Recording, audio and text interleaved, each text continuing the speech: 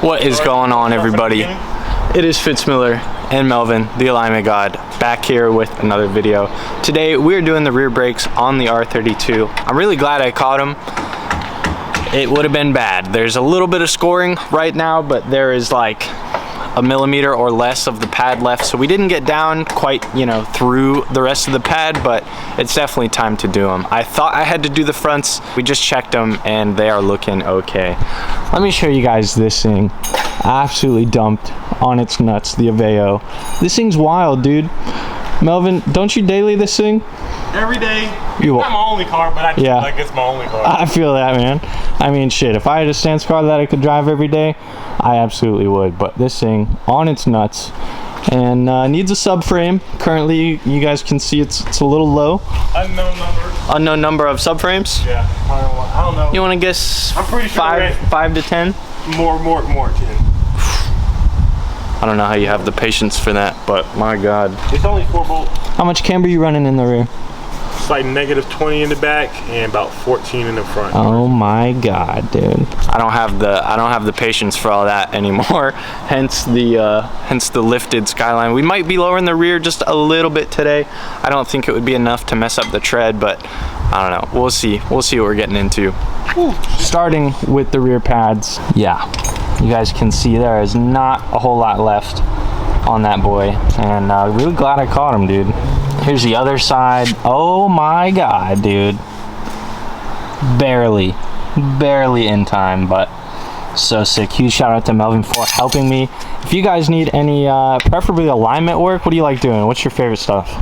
I like doing alignments and adjustments. I don't really like doing installs, but you know, I'll do them if it's needed. Like I said, a lot of times when I come in for alignments, you max out your camber.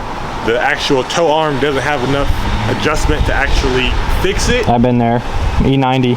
You need to get the part, come back, I'll take care of you, we get it sorted out. So hit him up, the alignment god on Instagram. His stuff will be down below, but seriously, huge shout out to Melvin for helping me knock out the brakes so we can make it to Piedmont tomorrow. As you guys can see here on the front of the car, I had a little fucky wucky this morning. I was backing out and I just barely caught the garage. Got a good amount of paint transfer off of this already, but there's still a little bit left. That was very disappointing. Just had to sit there and take a deep breath and not just try to just scream. But we were good. The rest of that is gonna come off. I also had my little lug key right here. I was testing to make sure this was the right one, and I popped it on my lug and then got in the car and started driving. And like 20 minutes into the drive, I realized like, holy shit, I don't have the lug key. It's not in my pocket, it's not in the car anywhere. I think I had left it on the lug. So I pulled over immediately once I realized it was missing, and thank God it was still just sitting right on the lug. So a lot of heavy bumps coming over here on the way, and I don't know how this didn't fly off, but very glad it didn't. All right, today here with the brakes. These little thingy-mabobs, we're gonna call the pins. They're usually in these calipers. We're just gonna knock them out after you pull out the fancy clips. Don't lose the clip like we just did. Literally was here on our face. Camouflage right there. Just couldn't even see it. Once we get these out, we're gonna slide the pads out. Be mindful that you're going to have to find a way to compress the piston back in. So I got various tiny pry bars, and I kind of just put the smaller pad on the other side, leave me some gap, put the little pry bar in here, pull and compress the caliper. Once we do that, we'll drop a fresh pad in after we clean it up on the inside with a little fancy dancy brushy brush. Throw a little lube on it, same with the outside, and that's basically it. We'll throw the pins back in it and it'll be done. Literally, it takes like 5 to 10 minutes. These are the hardest thing about it. These and these clips, because if you don't hold the clip when it comes out, bing, it goes flying. And gone. When it goes flying, you never know where it goes. All right, so thankfully R32s share a lot of common parts with a 300GX. Some of those parts are brake pads. So I went to Advance, ordered in some HN231Ms. These are the rear brake pads made by Hitachi. I believe these are the OEM or OEM equivalent for the 300ZX, but this is what we're gonna be tossing on the rear, and thank goodness I could just go to a parts store and pick these things up. Before you start pressing on the rear caliper piston, it is probably a good idea to take off your cap. That'll allow that piston to be pushed in a little bit easier. I took it off and just set it to the side. Fun fact. Do you know where the tab goes on the wheel? I'm gonna give you 5 seconds. There's this little tab right here. Go top of the caliper. or the bottom? Go like this. All right, go type your answer. Okay. Tab goes on the top. If you notice when the wheel is rotating, when you hit the brakes, this is gonna be hotter on this side than this side of the caliper because this is how the wheel is rotating. So barely notice on this pad, this side is thinner than this side over here, just barely. And if you notice how the rotation goes, this is an outside pad. So if you ever forget on what side the tab goes on, it goes on the upside of the way the wheel is rotating. So if the caliper is on this side, you're gonna want the pin, the fin, the tab, whatever you wanna call it, the brake wear indicator, technical term, you're gonna want it on the side of how the wheel is rotating so that it will be hitting first instead of it hitting last after you're already on metal to metal. So again, using a pry bar and the old pad, he is pushing that piston all the way back in. So we have room for our new thick, nice, new pad. You guys can tell how thick that is compared to that, which there is not a whole lot left at all. This side up, and it's gonna just slide right on. Whew, that is close, but it fits. After some grease. Like I said, if you don't hold this, the pin is just gonna shoot out. We go flying. Boom. Bada bing, bada boom. Camouflage. Little butterfly clip. Ah, now we know what these are for. You use this to align the tiny little clip. Boom.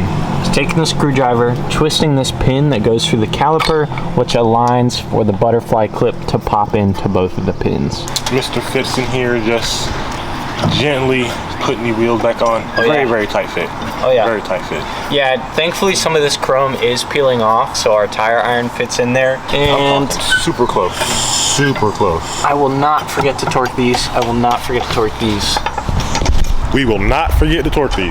It's like I will remind you. It's like it cuts and we're on the side of the road with the wheel flying. Patience is key. Patience is hard as fuck. For me anyways.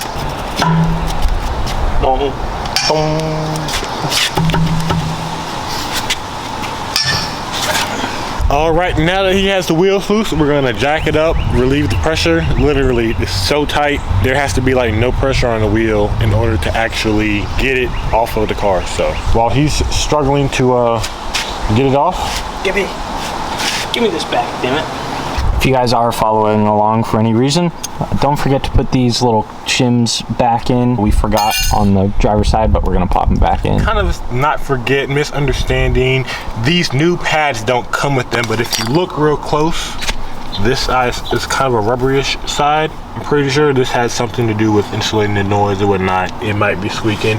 We don't know. It's there. We're just gonna put it back.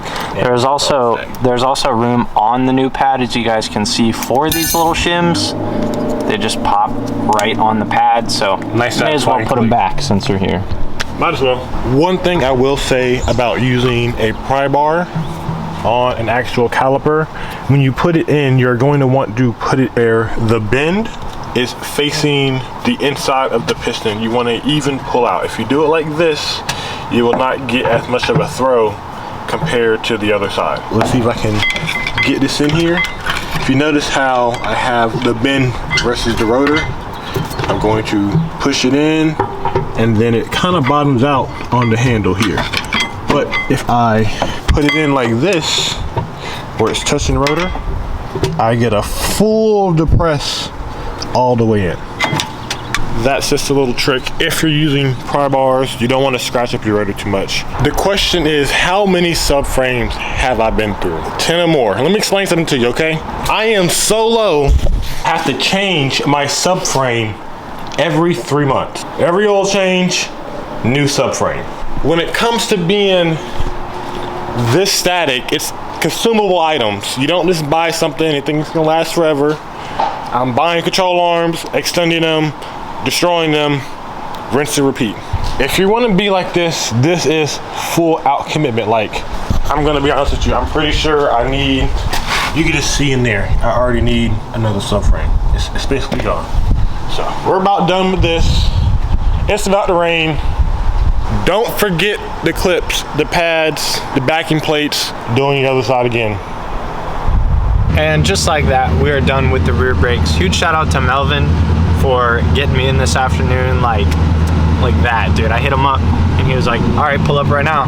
Said bet. So got that all done, and not too sure what I got going on this evening. I think I'm meeting a couple friends for some pho, but other than that, man, we are all set to go to Piedmont tomorrow. So keep an eye out for that video in the near future, probably the one directly following this one. That's gonna be a wrap. Thank you guys so much for watching. This has been Fitz Miller, the Skyline, and Melvin back here with another video, and I will see you guys in the next one.